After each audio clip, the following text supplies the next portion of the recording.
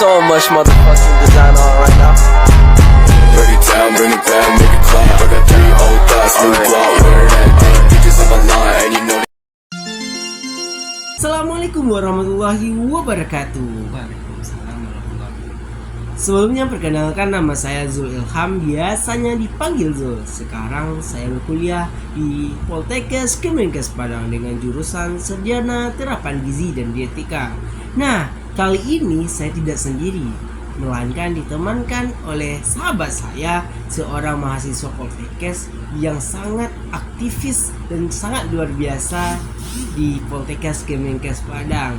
Nah, untuk mengetahui lebih lanjut, kita beri kesempatan untuk memperkenalkan diri. Baiklah, terima kasih kepada Bang Zul yang telah mempersilahkan saya untuk memperkenalkan diri saya. Sebenarnya yang mahasiswa yang luar biasa itu adalah Bang Zul sendiri. Baiklah, saya Ihsandi Zikri Asri, biasa dipanggil Bang Iki, berkuliah di Poltekkes Kemenkes RI Padang dengan jurusan yang sama dengan Bang Zul, yaitu Sarjana Terapan Gizi dan Dietetika. Oh, jadi nama abang ini adalah Bang Iki. Nah, izin bang, kita untuk sharing-sharing santai aja bang. Nah, bulan-bulan yang lalu ada nih bang isu untuk penundaan pemilihan presiden dan wakil presiden.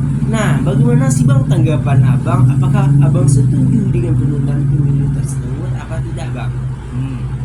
Berarti tentang penundaan pemilu tahun 2024. Mungkin ini adalah hal yang sangat mengganjal, bahwa pemilihan umum ini pasti ada peraturan yang jelas. Mungkin ada juga dijelaskan dalam UU, yaitu nomor 7, 8, dan 42, bahwa pemilihan umum ini harus diganti presidennya sekali dalam 5 tahun. Dan alasan pasti yang bisa menolak penundaan ini yaitu adanya perperangan di sebuah negara dan perpecahan dalam sebuah negara tersebut. Jadi saya sangat tidak setuju dalam penundaan pemilu tahun 2024 ini. Oke bang, jadi dapat disimpulkan bang bahwa dalam UU 7842 bahwa harus diganti presiden dan wakil presiden selama 5 tahun. Dan jika ada penundaan, jika ada terjadinya sebuah peperangan. Nah, pertanyaan selanjutnya bang, apa sih bang jika memang terjadi penundaan pemilu tersebut akan berdampak ke apa saja bang? Mungkin jika terjadi penundaan pemilu tahun 2024 mungkin akan berdampak pada kestabilan politik, karena penundaan pemilu ini akan menandakan sebuah negara tidak patuh terhadap aturan-aturan yang sudah dibuat. Lalu juga bertentangan dengan Undang-Undang tahun 1945, bahwa dengan pertanyaan dan jawaban pertama tadi, bahwa sama-sama kita ketahui bahwa presiden dan wakil presiden wajib diganti dalam kurun waktu sekali dalam 5 tahun. Lalu akan memunculkan drama baru dalam sebuah lembaga. Jika terjadi penundaan, pasti akan terjadi perpanjangan waktu dalam sebuah lembaga, dan pasti akan terjadi drama-drama baru dalam lembaga tersebut. Dan dampak fatal dalam negara kita yaitu dapat mengurangi dalam kestabilan ekonomi di negara kita. Pasti sama-sama kita ketahui dalam negara kita terjadinya investasi dengan negara-negara luar. Dan jika terjadi penundaan ini, pasti negara-negara luar tersebut akan memiliki keraguan, dan penundaan ini dapat berakibat fatal dalam kestabilan ekonomi di negara kita. Baik, selamat pagi. Mohon maaf mengganggu waktunya kak. Sebelumnya perkenalkan, aku Salvi Fatia Hakim dari jurusan Gizi Poltekkes Kemenkes Padang. Boleh memperkenalkan diri kak? Baik, perkenalkan saya Azarin Clarissa Hakim. Saya bersekolah di SMA Negeri 2 Sumatera Barat pada generasi 9, dan saat ini saya berada di tingkat pertama. Baik kak, jadi hari ini aku mau wawancara kakak terkait itu kak. Apakah sistem pemilihan langsung masih relevan dengan sila keempat Pancasila?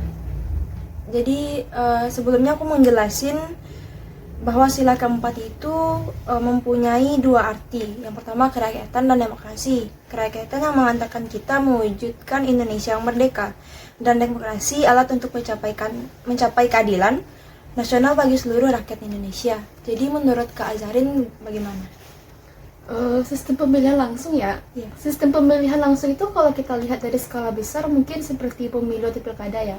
Bisa juga kita lihat dalam skala yang lebih kecil yang sering kita ketemui dalam kehidupan sehari-hari, misalnya di lingkungan sekolah itu ada pemilihan ketua kelas, ketua OSIS, atau pada lingkungan masyarakat seperti pemilihan ketua RT atau ketua lurah ya Kak.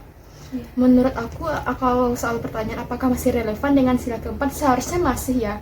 Karena pemilihan calon pemimpin itu kan berdasarkan musyawarah yang menghasilkan suatu mufakat. Nah, di dalam pemilihan itu kita mengeluarkan suara kita sebagai rakyat, yang dimana itu tuh sebagai bentuk demokrasi kita. Jadi menurut aku seharusnya masih relevan sih ya Kak. Meskipun seringkali kerap kita dengar tentang kecurangan atau ketidakmurnian dalam pemilihan itu, namun setidaknya kita telah mengeluarkan suara kita sebagai bentuk demokrasi, terlepas apakah pemilihan itu menggunakan asas berjudul seperti yang seharusnya. Baik, jadi dari yang Kakak sampaikan bisa aku simpulkan bahwa masih sistem pemilihan langsung ini masih relevan dengan sila keempat Pancasila. Masih. Walaupun dalam prakteknya sekalipun ada beberapa penyimpangan yang masih dilakukan. Begitu? Ya. Baik, terima kasih atas jawaban dan kesediaan waktunya, Kak. Baik, sebelumnya saya ingin bertanya kepada Bapak, bagaimana pendapat Bapak mengenai pemilu tahun lalu, apakah masih relevan dengan Pancasila keempat, dan bagaimana pendapat Bapak mengenai pemilu tahun depan 2024 yang kabarnya akan ditunda? Baik, sebagai warga masyarakat, saya berpendapat kalau mengenai pemilu tahun depan kaitan dengan sila keempat, saya rasa secara tata negara masih relevan. Karena apa? Karena semua itu kan azas kita, azas demokrasi. Pemilihan pemilu kan memilih perwakilan di dewan, dan perwakilan kita rakyat di dewan. Jadi masih ada kaitan dengan sila keempat mengenai kerakyatan yang dipimpin oleh hikmah kebijaksanaan dalam permusyawaratan perwakilan. Jadi kita diwakilkan oleh wakil kita di dewan yang dipilih melalui 5 tahun sekali. Cuma dalam pelaksanaannya memang ada oknum-oknum yang tidak relevan karena menyimpang dari amanah yang diamanahkan oleh rakyat. Ada yang kadang-kadang yang aspirasi masyarakat ini kadang-kadang tidak tersalurkan dengan baik, yang tidak ditanggapi dengan baik, sehingga kadang-kadang timbul gejolak-gejolak dalam masyarakat. Nah, ini yang perlu diperbaiki. Kalau dikaitkan dengan pemilu yang lampau dengan sila keempat, saya rasa masih ada. Secara tata kelola negara atau secara tata ketatanegaraan masih relevan karena kita berpedoman pada azas demokrasi. Demokrasi ya, kalaupun terjadi perbedaan pendapat itu sebagai suatu hal yang biasa dalam demokrasi. Saya rasa masih relevan karena kita menganut azas demokrasi. Kemudian mengenai masalah penundaan pemilu, yang ada wacana penundaan pemilu tahun depan ini, saya rasa saya tidak setuju karena itu tidak sesuai dengan amanah yang diamanahkan dalam undang-undang. Karena pemilu ini kan seorang pemimpin itu dipilih hanya mempunyai jabatan 2 kali pemilihan. Nah, kalau seandainya ditunda lagi, itu menyimpang dan menimbulkan polemik dalam masyarakat. Ini yang saya tidak setuju. Saya rasa itu tanggapan saya. Baik, terima kasih atas tanggapannya, Bapak. Assalamualaikum warahmatullahi wabarakatuh. Perkenalkan, nama saya Yulisa Rizkyani. Di sini saya akan melakukan wawancara kepada narasumber saya mengenai bagaimana pendapat Bapak mengenai pemilu tahun lalu. Apakah masih sesuai dengan sila keempat atau tidak? Ya, langsung saja ya, Pak jawab. Mungkin kalau menurut pendapat Bapak, pemilu di tahun lalu bisa dikatakan sudah sesuai lah dengan sila keempat. Karena yang pertama itu sudah demokrasi. Kita sudah bebas memilih dengan pilihan kita sendiri. Yang kedua itu sudah kerakyatan yang dipimpin oleh hikmah kebijaksanaan. Nah, kita sudah dipimpin, ada yang memimpin untuk pemilu tersebut. Selanjutnya saya juga mau bertanya tentang bagaimana pendapat Bapak mengenai pemilu 2024 yang kabar-kabarnya akan diundur gitu Pak. Oke, kalau menurut Bapak ya pribadi, mungkin ada kelebihan dan ada juga kekurangan untuk mengundur pemilu yang 2024 ini. Kabarnya seperti itu. Kemungkinan untuk kelebihannya itu bisa untuk mempersiapkan mungkin dari segi dana bisa dipersiapkan lebih matang, lebih banyak. Dari segi calon-calon untuk pemilu tersebut, kayak calon presiden bisa lebih dipersiapkan lah. Assalamualaikum warahmatullahi wabarakatuh. Selamat malam Kak. Waalaikumsalam warahmatullahi wabarakatuh. Malam juga Kak. Baik, di sini saya ingin memperkenalkan diri saya terlebih dahulu. Perkenalkan nama saya Grafika Yuda sebagai mahasiswa gizi. Boleh Kakak perkenalkan dirinya dulu? Saya Sapana Etika, mahasiswa Universitas Bung Hatta. Baik, di sini saya ingin mewawancarai Kakak tentang pemilu. Yaitu pertanyaannya yang pertama, apa pendapat Anda mengenai pemilu tahun lalu? Apakah masih sesuai dengan sila keempat?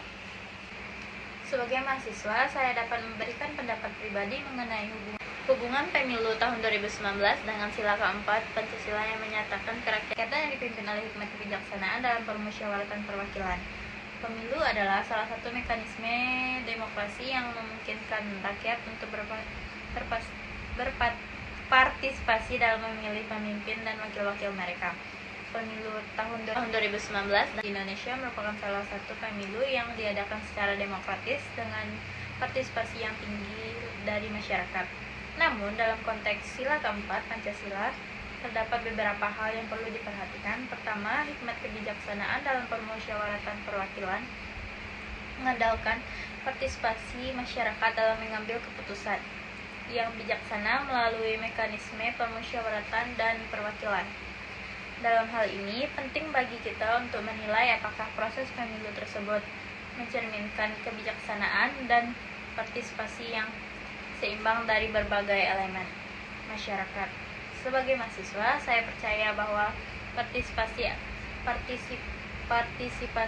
aktif dan kritis dalam proses politik adalah penting. Oleh karena itu, kita perlu terus mendorong pembaruan dan perbaikan dalam sistem pemilu. Oleh karena itu, kita perlu terus mendorong pembaruan dan perbaikan dalam sistem pemilu untuk memastikan bahwa pemimpin yang terpilih adalah orang-orang yang sesuai dengan nilai-nilai Pancasila, termasuk sila keempat tentang kerakyatan yang dipimpin oleh hikmat kebijaksanaan dalam permusyawaratan perwakilan. Pertanyaan yang kedua, apa pendapat Anda mengenai pemilu 2024 yang kabarnya akan ditunda? Sebagai mahasiswa, saya tidak memiliki akses langsung terhadap informasi terkini mengenai pemilu tahun 2024 dan apakah rencana untuk mengundurkannya. Namun secara umum pengunduran jadwal pemilu dapat memunculkan berbagai pendapat dan pertimbangan. Pada suatu sisi, pengunduran jadwal pemilu bisa memberikan waktu tambahan bagi penyelenggara pemilu dan semua pihak terkait untuk mempersiapkan proses pemilu dengan lebih baik. Hal ini dapat membantu meminimalkan risiko kesalahan atau kendala teknis yang mungkin muncul selama pemilu, sehingga memastikan pemilu berjalan dengan lancar dan akurat. Namun di sisi lain, pengunduran jadwal pemilu juga dapat menimbulkan kekhawatiran dan kontroversi. Beberapa alasan yang mungkin menjadi dasar pengunduran jadwal pemilu antara lain perubahan kebijaksanaan, masalah teknis atau pertimbangan keamanan. Namun, penting untuk memastikan bahwa pengunduran jadwal pemilu tidak melanggar prinsip-prinsip demokrasi seperti kebebasan berpendapat, transparansi, dan keadilan dalam pemilihan. Sebagai mahasiswa, saya menganggap penting untuk menjaga integrasi dan proses demokratis dalam pemilihan umum. Jika ada rencana pengunduran jadwal pemilu, penting bagi pemerintah dan lembaga terkait untuk memberikan penjelasan yang jelas dan terbuka kepada publik mengenai alasan-alasan di balik keputusan tersebut. Transparansi dan partisipasi masyarakat dalam pengembalian keputusan penting untuk mempertahankan kepercayaan publik dan memastikan bahwa pemilu tetap memenuhi prinsip-prinsip demokrasi yang mendasarinya. Namun, sebagai pendapat pribadi, saya juga berharap bahwa pengunduran jadwal pemilu jika ada tidak menyebabkan penundaan yang terlalu lama dan dapat mempengaruhi stabilitas politik dan demokrasi di negara tersebut.